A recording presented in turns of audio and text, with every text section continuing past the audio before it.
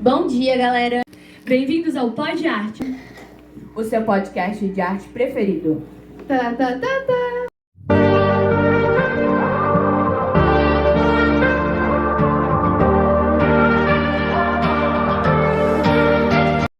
Ó, isso aqui é o que vocês vão ver no Pod Arte, né? A Kiane ali, Joana, eu. Meu Deus. Ai, meu Deus, meu cu. E tá vindo mais spoiler por aí, hein? E tá vindo mais spoiler. Professor Léo que segure a gente, porque já tá maquinando ideia aqui. Nossa, cara. Isso aí. Olha só, esse vai ser o nosso fundo no nosso Pod Arte hoje. Bem vegana. Bem vegana. Isso vai pros cortes. Isso vai pros cortes. Vai sim. Cadê? Oi. Você sabia que eu luto? Oi. Vai.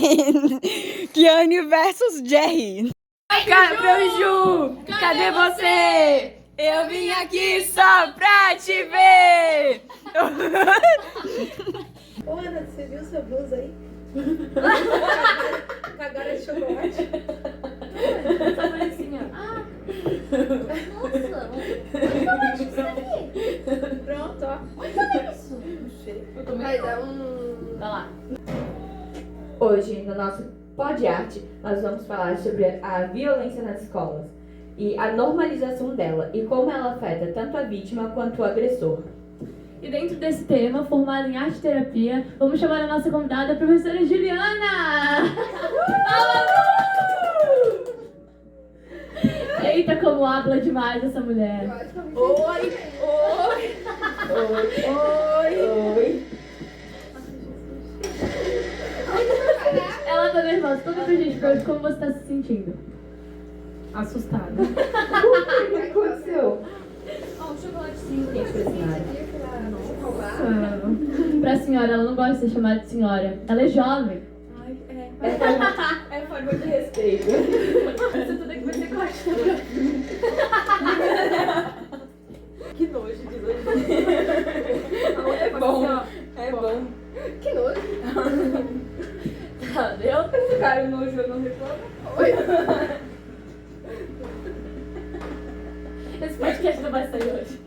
Não. Mas tem que ser. Vai da noite, mas ainda não vai ter terminado ainda. Vamos começar. Eu tô nervosa, gente. Quer que eu chegue de guardado? Pra ver se melhora. Joga cocaína pra passar. Desculpa. Come, pãozinho, come. Come, Olha, pãozinho. aqui, ó. Ó, abre a boca. Ah.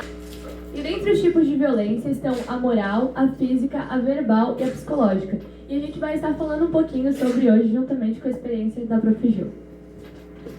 Então, existem 4 tipos de violência e a verbal é o que mais ocorre no dia a dia dentro das escolas e é a que menos falam. Violência, quando eles tratam só da física.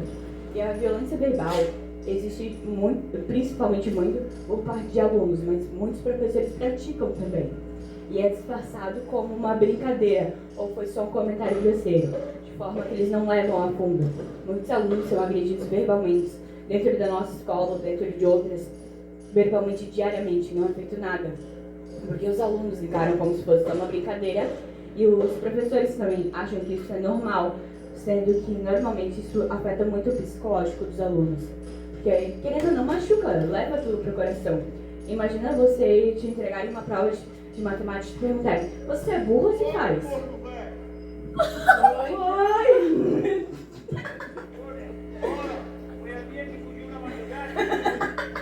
Ó, uma verbal aqui, ó.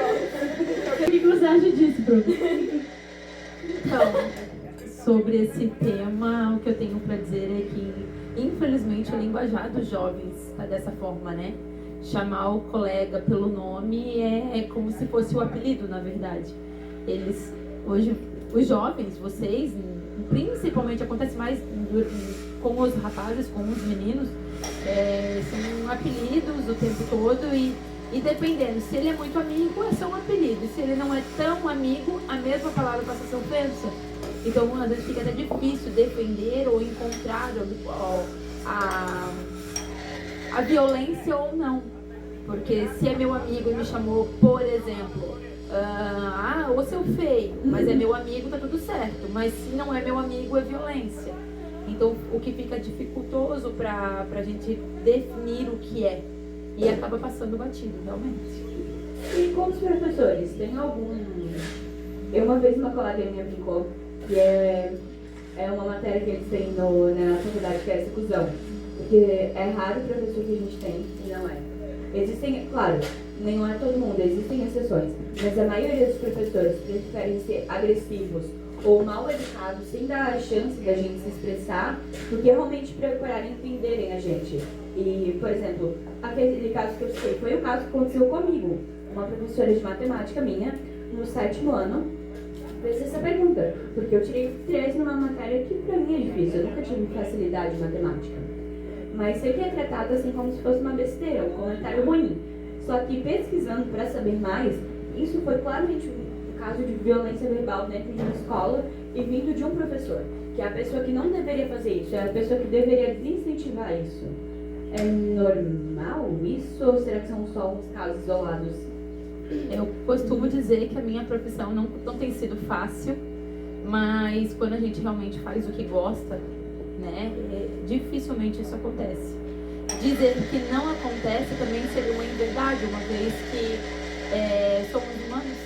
Canso de falar com os meus alunos em sala de aula que às vezes eu peço que nomeie a prova ou trabalho lá no pé, porque somos humanos, né? Temos que ter ética, mas um aluno que, né, a gente não tem aquela afinidade ou que tem algum problema, independente do problema, uma questão meia certa, se eu não for ética o suficiente, meio certo não existe. O certo e o errado está meia certa está errada. Certo? Então a gente tem que ser ético o suficiente e eu acho que um pouquinho de amor não faz mal a ninguém. E quando isso falta, esses casos acontecem com mais frequência. E o que a gente faz numa situação assim? Por exemplo, quando você não escutou do colega. A minha colega, eu mesma tenho apelidos, eu dou apelidos para minhas colegas. É realmente nome e apelido. Tá rindo do quê? Não, mas, e a gente não sabe quando isso está ofendendo. Quando é eu, a Joana, a Kiane, ou algum outro colega próximo, a gente até entende. Mas como não ser mal interpretado pelos outros? Tem uma forma ou é só parando mesmo? Se você não entendeu o contexto, a interpretação ela vem da forma que a gente ouve de primeira. Então, uma frase que eu tenho utilizado com muita frequência é: cuida com o que você tolera, porque é assim que você doutrina os outros a te tratarem.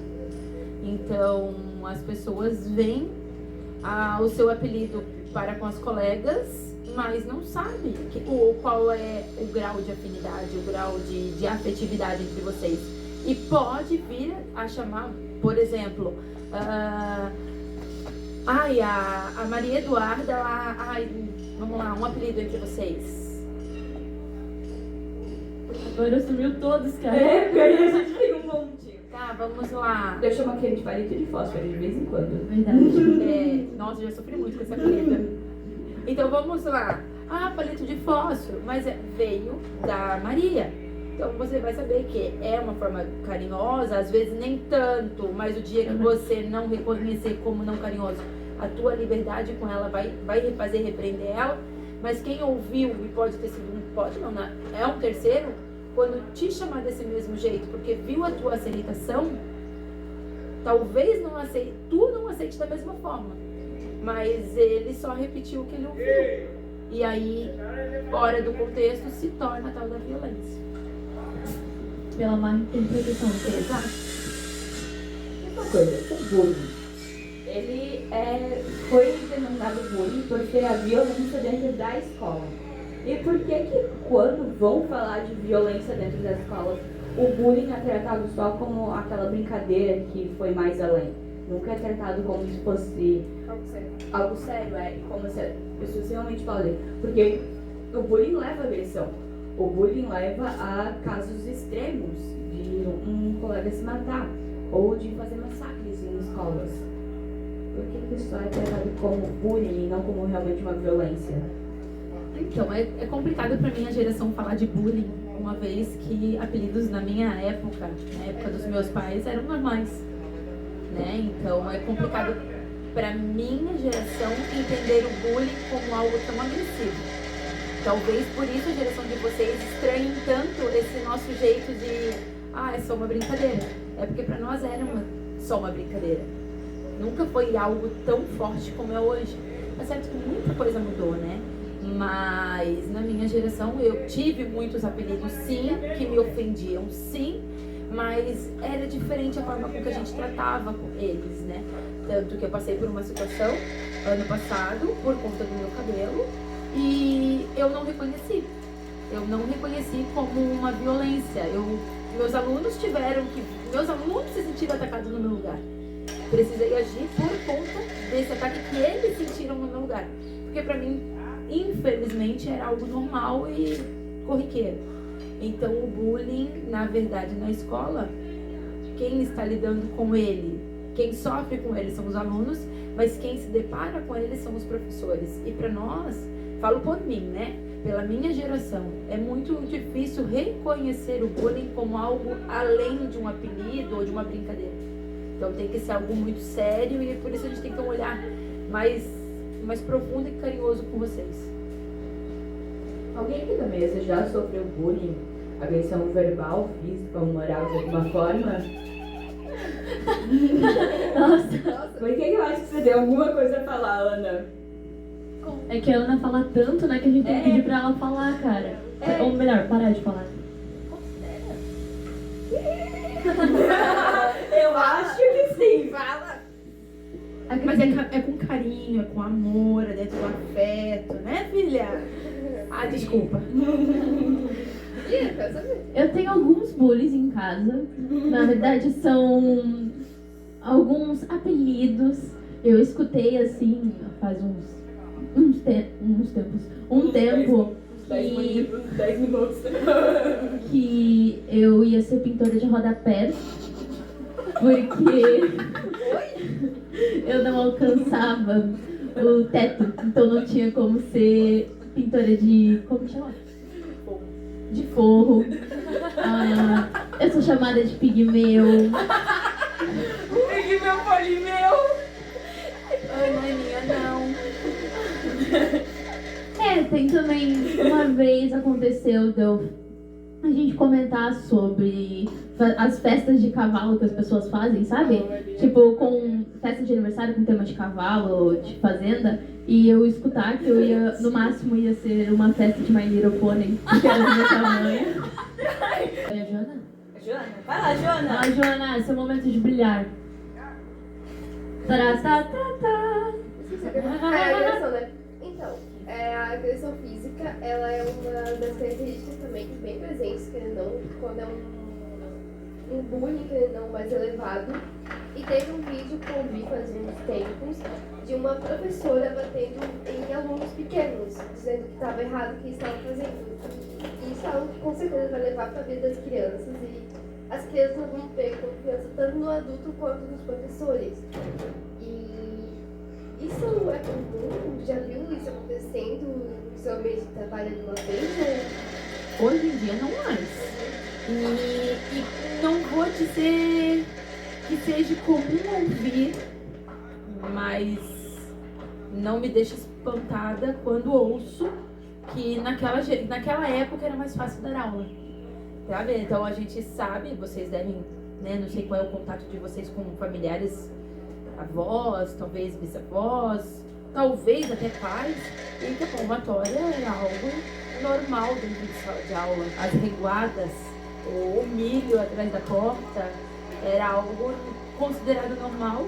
E infelizmente eu ainda arrisco dizer que tem alguns colegas que ainda usam a fala de que naquela época era mais fácil dar aula. Então não é aquilo, não era pelo respeito, né? É pela opressão. Hoje em dia não mais, assim, ó, eu vou dizer, não posso afirmar, porque vira e mexe a gente escuta pela mídia que um caso ou outro acontece, de um puxão aqui, de um puxão lá. Então não é o correto, não é o aceitável, eu abomino. Porém, eu, graças a Deus, não passei por nenhuma situação de presenciar isso, porque eu não sei qual seria a minha reação. Então, né? Acho que não seria das melhores. Pois é. Mas é praticamente isso, a agressão física, porque não tem muito o que falar, porque é uma das agressões que mais se fala, entendeu? Então, muitas pessoas acabam sabendo. Ela deixa marcas, né? Não tem? Ela é aquilo. a pessoa acaba ela é evidenciada, né? É diferente da psicológica. Ô, seu feio! E ela ouviu e acabou. E às vezes um empurrão, um puxão, alguém vai ver. E se não vê, a pessoa se fecha a tal ponto que aquilo grita. Porque não é uma pessoa que falava, que brincava, que andava com uma regata e de repente está com uma manga comprida. Então ela acaba chamando a atenção de alguma forma. Prof, uma perguntinha. Tu chegou a passar por essa fase que os professores davam reguada nos alunos e tudo mais? Não passei. Apesar de que, não nos alunos, mas era muito comum e ainda hoje às vezes é comum o professor bater na mesa com régua, com apagador, né, ou mesmo no quadro. Infelizmente esse ato ainda acontece em alguns lugares, sabe? E eu penso que é uma agressão da mesma forma, porque é uma forma de coagir, né, de inibir. Então comigo, não. Me lembro de uma professora de arte, tanto que, gente, hoje me vê como professora de arte algo muito engraçado, porque jamais, quando eu me lembro dessa professora em especial, mas ela tinha uma régua de 1 metro, e para dar jeito na turma era aquela reguada na mesa. E isso era muito normal. Isso era muito normal para ela, né? Hoje a gente vê que não. Mas, infelizmente, essa prática de um objeto no outro ainda acontece. A gente passou por isso ano passado, nós três. Todos, não posso citar nomes, mas quem era do aluno lá do Mário Garcia ano passado vai saber. Ele já quebrou régua, batendo no quadro, batendo na mesa. Toda semana era uma régua. Principalmente com a nossa turma. Principalmente com a nossa turma. A nossa turma, ele odiava a nossa turma de um jeito que, cara, a gente se assustava. De um jeito que... Bem, ele batia na mesa, ele batia no quadro, ele gritava, ele fazia de tudo para tentar aterrorizar a gente. Sendo que ele fez o túmulo da nossa sala no passado. Ele botou a nossa sala como a pior da escola, porque a nossa sala era horrível, porque a nossa sala não prestava para ter aula. Os rótulos, né? Mais uma vez, a violência mascarada. Tanto que eu conheço uma escola, todo ano, que eu costumo dizer que não sou efetiva por isso, tenho medo de me fechar num cantinho só, mas não venho me falar de aluno que eu prefiro tirar minhas próprias conclusões. Mas tem colegas que, infelizmente, são antiéticos nessa parte e gostam de estar proliferando esse tipo de ação. Prof, o que tu acha de professores que partem para agressão ao invés de simplesmente falar, assim como você faz? Então, né, eu acho que conversando a gente se entende, às vezes desentende, porque eu posso ter uma fala, você ter outra, mas eu acho que é conversando e independente de você ser aluna e eu estar professora ali naquele momento, naquele lugar o nosso degrau é o mesmo, né? Eu não sou mais por ser professora, porque o que sou se não tem aluno? O que é o aluno se não tem o professor? Então a gente está no mesmo patamar. Então eu penso que respeito dos dois lados sempre. E aquilo, tem uma desvantagem, vamos chamar de desvantagem, o professor dele ser um adulto. Então ele é o adulto da situação, ele tem que saber mediar isso melhor do que o aluno. O problema é quando não sabe, né? Isso, aí eu costumo dizer que para isso vocês, os alunos, têm responsáveis, né? E tem a hierarquia da escola, tá lá, orientação, supervisão, direção, elas têm que ser acionadas. Agora falando sobre a violência moral, que é o que acontece muito também, juntando com a verbal, que é em questão de falas. A moral são xingamentos, são fatos que são expostos, são calúnia, são difamação e essas coisas. E eu acredito que acontece muito nas escolas, não só entre alunos, aluno e professor, mas entre os próprios professores. E já aconteceu alguma coisa com você, Prof. Ju? Mais conhecida como mãe? Infelizmente, perceber que isso acontece dentro das escolas, no lugar onde não se educa, se proporciona educação dentro do aprendizado, né? Porque educação vem de berço, vem de casa, mas de perceber que isso vem dentro das escolas, está dentro das escolas, é muito duro. mas infelizmente acontece, aluno com aluno, professor com professor, e num nível muito elevado, muito elevado. Só que a nossa política de não quero me estressar faz todo mundo se calar, né? Porque às vezes com quem você vai se estressar é maior que você, então você vai abafando e vai tolerando algumas coisas. Ou então acontece o que aconteceu comigo no ano passado, que eu adoeci. Precisei buscar ajuda médica, precisei me afastar, e precisei passar por essa situação para descobrir os meus limites, não permitir que nunca mais isso aconteça nem comigo e nem com mais ninguém que estiver ao meu redor. Então sempre que eu puder orientar, eu vou fazer. Último tipo de violência que eu mais gosto particularmente, que é a psicológica. Você sofreu de fazer, Kiane? Não, eu gosto de falar sobre. Eu não gosto nenhum dos dois. Gosto desse tipo de violência, você gosta de Eu queria violência? não ter que falar, porque eu acho que a violência psicológica, ela envolve tudo isso que a gente falou e muito mais, né? Porque ela vai num profundo muito além. E, inclusive, nisso a gente já vai colocar o tema da arte terapia, que a Prof já tem bastante experiência. E até esses dias a gente estava conversando na sala, né, Prof, sobre isso. E ela estava contando que já trabalhou com isso, em clínica e tudo mais. Então, a partir da violência psicológica, o que a Prof tem a dizer sobre, já incluindo a arte terapia? Então, todas as violências, ela acaba desaguando na psicológica, né? Seja ela física, moral, verbal, ela acaba desaguando na psicológica. A frase, o que a alma escuta, o corpo fala.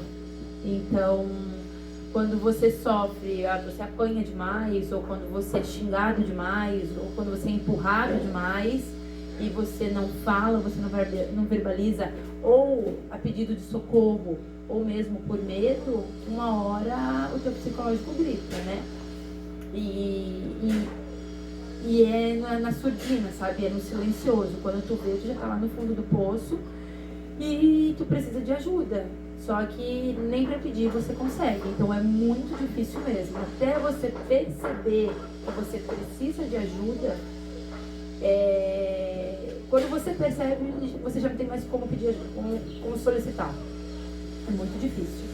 Eu acho também que o psicológico varia muito, né? Porque tem pessoas que meio que o psicológico expressa o que ela tá sentindo. Isso atrai, né? Tipo, vem dentro da depressão, da ansiedade, que é muito comum hoje dentro da escola, principalmente, né, Prof? Sim. Porque a gente convive com diversas pessoas diferentes e eu acho que isso traz algo diferente, algo ruim, no caso. Isso. A violência psicológica, né? Que eu acho que quando chega nesse nível é muito triste, porque tanta coisa já aconteceu, tanta machucado já foi provocado nessa pessoa, que até conseguir, porque qualquer processo terapêutico primeiro machuca mais para depois passar o remédio. Então é uma dor em cima de dor, em cima de dor, e acontece o que a gente tem visto com uma frequência gigante, que são as tentativas e os suicídios, né? Minha professora, na época da pós, ela dizia que o suicídio é a pessoa mais corajosa que existe na face da Terra. Porque é a única coisa que você faz sabendo que não tem volta. Então, quem comete o suicídio, ele não comete, vou ali me matar. Não. Ele planeja, ele arquiteta, ele não prepara. Não. Jamais ele age na dúvida. Quando ele vai... Tá uma frase, né? Quem avisa que vai se matar é mentira. Porque realmente, o suicida ele prepara e é quando ele tá melhor. É quando aparentemente ele tá bem, sabe? Meu Deus, a pessoa tava tão bem, como é que cometeu? Não. Ela tava vestida de uma máscara, ele tava mostrando que estava tudo bem e ele só tava arquitetando para que tudo desse certo. E em 90% dos casos dá certo. O errado dá certo, sabe? Então é muito complicado e a pessoa precisa estar policiada, precisa estar sob vigilância de outras pessoas. Ela perde o domínio da vida dela. Prof, sobre o agressor, já entrando ali no assunto do que aconteceu em Blumenau. A Prof acha que o psicológico do agressor influencia na atitude dele? O psicológico dele influencia na atitude. Você diz na atitude do fazer ou depois de ter feito? De fazer. Acredito. Acredito porque é uma pessoa que, com certeza, ela tem uma falha na conduta dela gigante, sabe? Porque eu não consigo aliviar a culpa pela covardia. Porque ele não entrou num centro prisional. Ele não entrou numa universidade e se deparou com pessoas como ele, da mesmo tamanho, mesmo porte, mesmo sexo, sabe?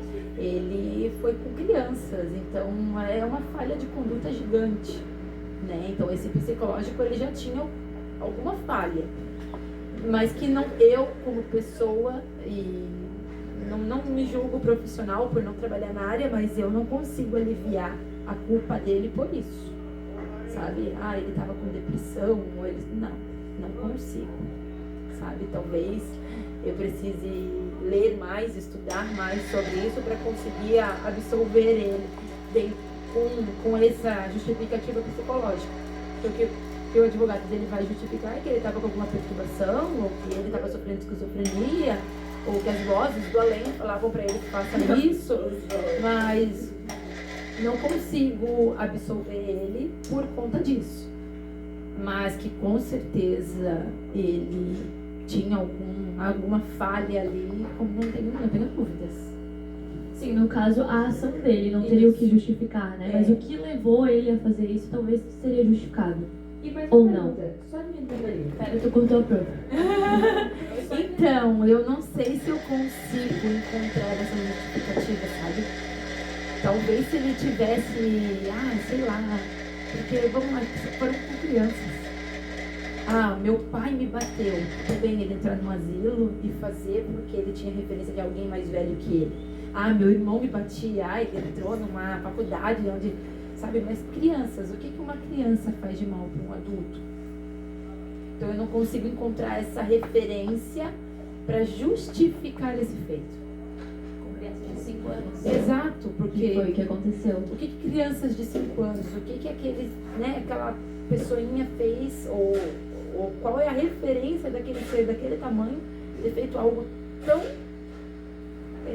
trágico para ele, seja um sobrinho pequeno, um primo pequeno, não consigo, porque geralmente você cria, vamos lá, você tem problema com química, com matemática, com história, mas por que você tem problemas com essas? Porque em algum momento você teve algum bloqueio com essas disciplinas, eu não gosto de fulano, você teve um bloqueio com aquela pessoa, mas como é que pode um adulto ter um bloqueio com uma criança? Qual é a relação desse bloqueio? Isso eu não consigo entender, sabe? E eu acredito que um jogo não se justifica, igual muitas pessoas estavam falando. Tentaram vir com isso, depois falaram que não, que ele estava em surto psicótico, mas caramba, fosse surtar com gente do tamanho dele, penso que no mínimo seria isso, né? Se ele tivesse feito isso numa faculdade, com certeza teria metido a porrada nele. Ele foi num lugar, às vezes não precisa ser mesmo na faculdade. Se ele entrasse ali no Mário Garcia, os marmanjos, do pão. A galera da Diamond caiu em cima, cara. Não, o Lisandro, primeiramente o Lisandro. Olha, ele já agarrava na porta. O Lisandro era o primeiro a correr. Sim, então não é aquilo, é o tipo de coisa que a gente não consegue entender, porque a gente age diante, é uma ação e uma reação. E o que uma criança tão pequena, né? Aí é aquilo, aí a gente vê o que a gente ouviu, que era por mídia mesmo, por impacto mesmo. Então eu não consigo absorver um cara desse. Não consigo. Por mídia, ele vai ser o quê? Ele vai virar digital influencer, coach? A gente tem a relação da Suzana, que assassinou, né? Com o namorado e o cunhado dos pais. E hoje ela está saindo da faculdade para fazer psicologia. Afinal, matou pai e mãe de um jeito muito trágico. E nas liberações para Dia dos Pais e das Mães, ela não é liberada. Então a nossa sociedade ela promove isso. E infelizmente ainda tem algumas falhas, assim, sabe? Porque não tem... uma pessoa que mata pai e mãe ser liberada no Dia dos Pais e Dia das Mães para comemorar o quê? É a morte Vai dos tomar pais. um vinho assim no túmulo. Só pode. Não, comemorar a culpa de ter tirado a vida dos próprios pais. Entendeu? Quem deu a vida pra ela, cara, não faz sentido. Mas é aquilo, quem diz que um ser daquele, se não sair da escola, sair da cadeia, não vai aprontar. E ainda vai virar um digital influencer. Ou então, desculpe, as religiões virão pastor, como foi o caso do assassino da Daniela Pérez, né? Aquela atriz que foi matada a tesouradas há muitos anos atrás. Ele foi condenado, ele é a esposa dele, e quando ele saiu da cadeia, ele virou pastor. Então, infelizmente, é uma situação meio contraditória. Agora mudando totalmente de assunto, já nas nossas considerações finais. Prof, sobre arte-terapia. Como funciona a primeira consulta de arte-terapia? Então, na arte-terapia, a primeira... Eu nunca vou me esquecer dessa pergunta, ai Jesus, porque eu só não tirei 10 no meu TCC do Colégio Agrícola porque eu não soube responder ela. A gente começa... Agora eu nunca mais fiquei traumatizada, tá vendo? Meu professor Edson me traumatizou. Mas também ele fez com que eu nunca mais esquecesse essa palavra, a nossa anamnese. Então a gente começa sabendo, conhecendo um pouquinho do paciente, né? Quem ele é, o que ele gosta, de que família ele vem, qual é a estrutura familiar dele. Então são muitas perguntas que tem que ser muito cautelosas, porque senão é literalmente uma invasão, né? Então é uma hora e meia de questionamentos. Quem você é? Aí a gente escuta, não sei. De que família você é? Não tenho. Então é muito complicado. Mas a primeira consulta é basicamente esse questionário, que pode parecer simples para alguns, mas que para outros já nessa primeira pergunta, quem você é, e tem gente que está bloqueado já ali. E as outras consultas têm duração de quanto tempo, mais ou menos? Também é aquilo, varia muito de profissional para cliente, porque às vezes a gente precisa, entre o primeiro contato até se soltar um pouquinho, às vezes 10 minutos, 15 minutos. Aí quando tu vê que tá no processo criativo, então tu vai liberando. E dentro do criar, dentro da arte, é aquilo, não tem como, né? O paciente começou a produzir algo e tu acabou teu horário, guarda tudo e vai embora. Então isso não acontece. Mas a gente vai mediando entre 1 hora e 1h30. A constelação familiar é considerada arte-terapia ou não? A constelação não, é considerada uma terapia. Mas ela é outro eixo dos processos terapêuticos.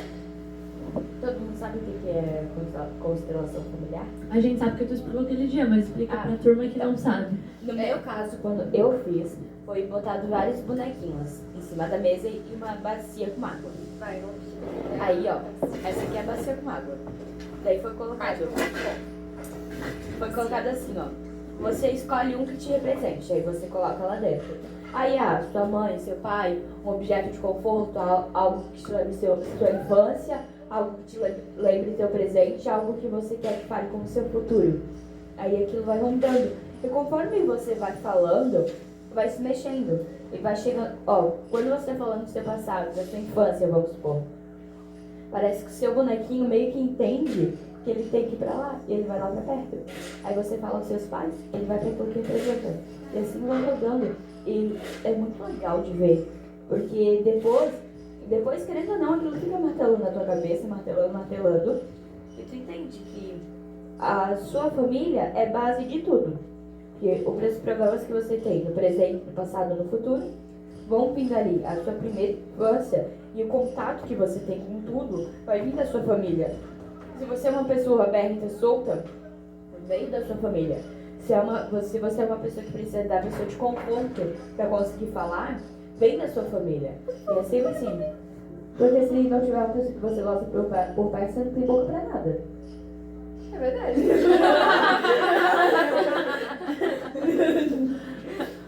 Então, querendo ou não, esse processo faz você ter outra visão sobre você? Faz.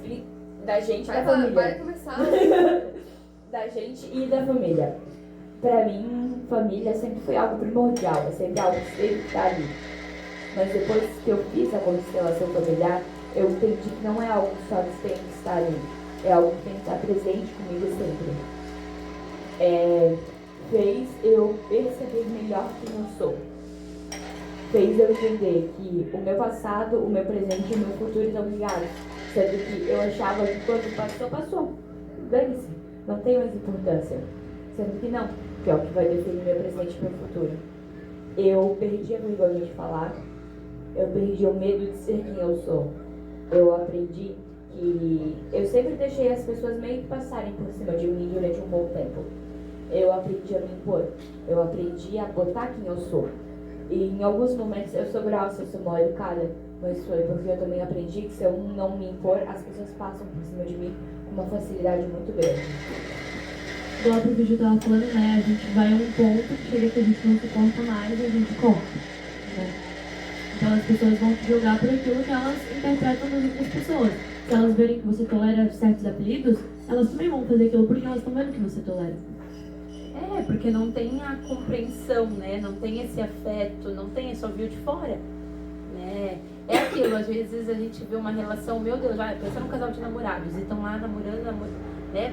1 ano, 2 anos, de repente acaba, meu Deus, como é que eles terminaram? Porque era um casal tão bonito, claro que era. Porque na hora que sair, ninguém sai brigando, né? Ninguém sai se xingando, ninguém sai sempre com um sorriso no rosto, tá tudo bem. Então a gente julga uma situação. E o processo terapêutico, eu vejo ele como, sabe, um remédio que você toma, mas que ele vai fazer efeito 2, 3, 4 horas depois. Então ele é isso, é justamente isso que a Maria falou. O processo terapêutico, ele acontece, ele vem, eu digo que ele cava uma ferida, aí o terapeuta te dá tchau até a próxima sessão. E aquela sessão, ela faz efeito pelos próximos 7 dias, pelos próximos 8 dias. Ali você chora, ali você grita, ali você entra em desespero, você já disse que não vai voltar para terapia, porque os primeiros 3, 4 meses de terapia são tenebrosos, porque é só cavando e te machucando para tentar recuperar aquilo. E aí depois tu começa a entender esse processo de cura, porém é como a depressão. Uma vez que você se rendeu à doença da depressão, ela não tem cura, ela tem tratamento. Então você consegue se manter bem por um período. Dizer que o dia que você falar que você está curada, você cai nela de novo. Então é literalmente se policiando pro resto da vida. Tem que policiar. Porque você cai e você não percebe. Porque você está se rotulando curada, né? Estou curada. Eu tive depressão. Não. A pessoa nunca teve depressão. Quem teve depressão, tem depressão. É claro que não está refém dela, mas tem que estar policiando o tempo todo.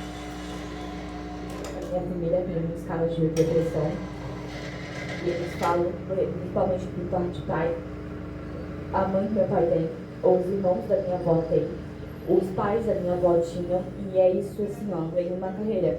Eles falam que é meio maldição familiar, porque todo mundo tá bem, todo mundo é feliz. E quando menos espera, uma pessoa muito mais não sai da cama, não sai do estado, a pessoa que era sempre aberta. Estava sempre com a casa cheia, a pessoa que sempre estava saindo, a pessoa que sempre estava bem, não está mais bem. E quando ela não está mais bem, quando você não está mais bem, as pessoas vão te entender. Elas acham que você está estranha, que você mudou, que você não é mais você mesma, que você não gosta mais dela. Mas o problema é que as pessoas não entendem que nem você está sendo você mesma. Porque você não é daquele jeito. Você não é a pessoa fechada para amigos.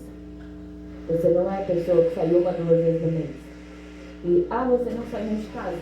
Você estava praticamente todo dia na rua. Ok, mas eu não estava bem. Eu estava mantendo uma máscara. E quando essa máscara vem, aquela Sim, é exatamente isso. E a terapia, o problema da terapia hoje é o custo, né? É aquilo, eu não trabalho na área hoje porque eu não consigo saber que dentro da arte terapia tem uma associação e tem regras, né? E uma das regras é não cobre menos do que tanto. E aí eu vejo que esse tanto eu não posso pagar se eu fosse depender da terapia. Como é que eu vou afetar um trabalho de saúde por X, né? Se eu sei que eu não consigo pagar, se eu fosse precisar dela. Então a questão é aquilo. Coração, talvez por isso eu não consiga trabalhar na área hoje. Porque eu acho, não é desvalorizando o meu trabalho, mas caramba, é saúde, né? E a pessoa não consegue tratar porque ela não consegue pagar. E por Para eu ser arteterapeuta hoje, eu tenho que ter meu registro. E para eu ter meu registro, eu tenho que pagar. Eu tenho que cobrar o valor, senão eles me cortam. Então, eu prefiro não ter, trabalhar na área e ajudar como posso, quando eu sou solicitada de alguma forma. E para encerrar esse assunto, como a arte entra na terapia? Então, a arte-terapia, ela é aquilo, né? Através das cores, através do fazer prático, através...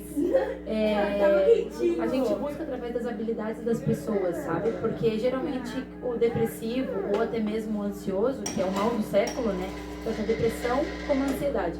A depressão é se ver preso ao passado. A ansiedade é estar preso ao futuro. Então é aquilo, a pessoa sofre igual, tá sofrendo ansiedade, tá? Porque tá já sofrendo com o que nem veio. Ou então o depressivo, tá sofrendo pelo que já passou. Então a gente tem que encontrar o meio termo. E dentro desse meio termo a gente busca a verbalização. E o depressivo ele não quer falar, e o ansioso, vocês viram que alguém em crise de ansiedade, a pessoa fica extremamente paralisada, muda, ela não sai. Então a gente utiliza de tinta, linhas, recorte, colagem, a gente vai buscando dentro desse fazer da arte com que ela venha falando através de desenho, de expressão, de rabisco, de cores, e tudo isso a psicologia vem embasando, né? Então é um risco, mas é um risco amarelo, é um risco vermelho, é um risco com raiva, é um risco fraquinho, é um risco com força. Tudo isso a gente vai estudando para poder ir lendo esses sinais. Então quer dizer que arte não é especificamente desenho, né? É várias formas englobadas. É muita coisa, muita coisa. Sabe quando a gente deita na grama e fica vendo bichinhos na nuvem? Tá aí o olhar artístico. Não Arte, sem S. Sem S, arte, sem S. Eu fui tanto por isso, foi em 2018. Em 2018 a lei mudou. E a minha disciplina deixou de ser artes para ser arte, porque a artes engloba os 7 eixos dela. Então, teatro, dança, música, né? E dentro da escola é arte apenas, é uma só, apesar de que algumas escolas possuem artes, que é a escola que tem a aula de arte, educação artística, música, dança, que não é o caso do nosso ensino regular hoje. Poderia, mas Seria não são. muito bom. Seria. Então é como se fosse um respeito com a disciplina, por saber que ela é muito mais do que somente isso, né? E eu tô louca pra voltar pra ela. Aí você pediu pra alguém do Barigor, você falando artes, né? Misericórdia! Eu recebi meu crachá na outra escola e veio artes, já taquei logo no adesivo lá no S. Olha que bonita essa estrelinha. Vai ficar aqui. Já botei já adesivão lá. Mais alguma perguntinha para a nossa amada e querida Ju? Sim. Um depressivo ansioso tem um tratamento especial ou é igual? É igual, o tratamento ele é igual. É claro que o depressivo ansioso ele tá ali, né? É mais ou menos o caso do bipolar. Hoje ele tá depressivo, amanhã ele tá ansioso. A questão, se falar em medicamento é o mesmo, e se falar em tratamento também é o mesmo. Só que tentando não, enxergando o momento da intervenção, né? Hoje eu preciso intervir no passado, amanhã, ou talvez eu precise intervir no futuro, para poder ajudar a encontrar esse meio termo. Pronto, agora para finalizar o nosso podcast, uma citação, uma frase que tem a sua admiração e que resume tudo que a gente falou aqui hoje.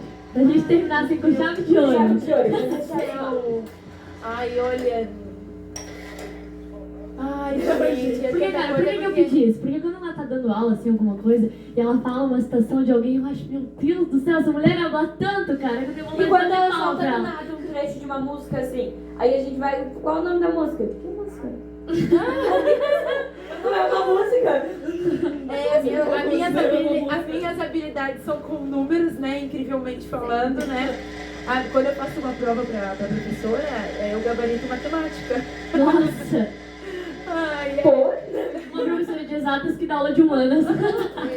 Porque eu fico assim, minhas colegas, a arte todo mundo tem que saber. Então, o que elas não sabem? Matemática, então eu me esforço pra matemática, entendeu? Essa tiradinha. Mas é porque eu tenho problemas com números. Há muito tempo atrás, eu fui laudada hiperativa. Aí eu brinco.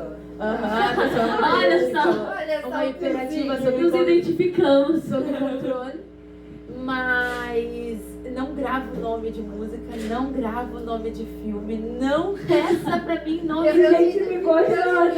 Eu entendo. Não peça pra mim nome de Eu personagem. Vai lá, E do Joana, susto, seu momento uma de viver frase. jogou. Eu acho que É aquela música lá. Nananana. isso. Tinha esperando que não sei o nome da música, não gravo. Mas uma frase que eu tenho usado com muita frequência e que eu acho que para esse momento que a gente fala em violência ou em abuso, que tem muita... Eu acho que ele embasa, né? Que é os pais darem presente por não estarem presentes. Porque se... Voltando lá na fala da Maria, se a família é uma família, não digo estruturada entre pai, mãe, filho, aquela família correta desde o mesmo... Não digo isso. Porque família não é teto. Família é estar presente. Então, às vezes, o pai e a mãe são separados e tudo bem, mas tem uma relação saudável, sabe?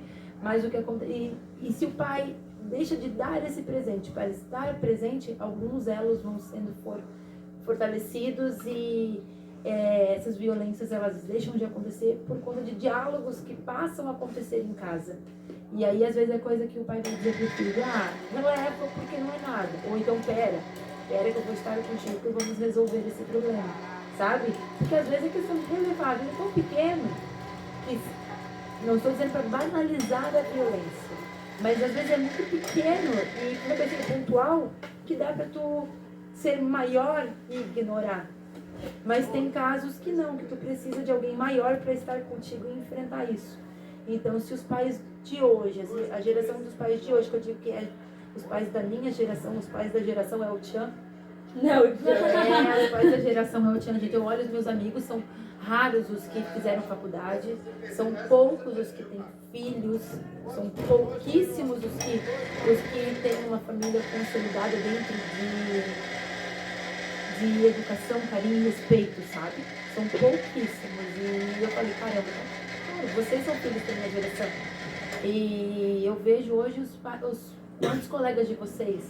iPhone 12, 13. E cadê o pai? O pai não pode vir pra casa hoje. Tá, mas tu ligou do teu iPhone pro teu pai? Ele tá trabalhando, não deu tempo. Sabe? E a gente tem visto isso com muita frequência mesmo.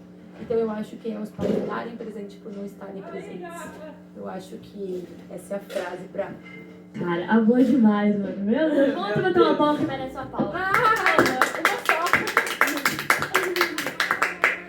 Então é isso? É isso. Maria, quer fazer as considerações finais?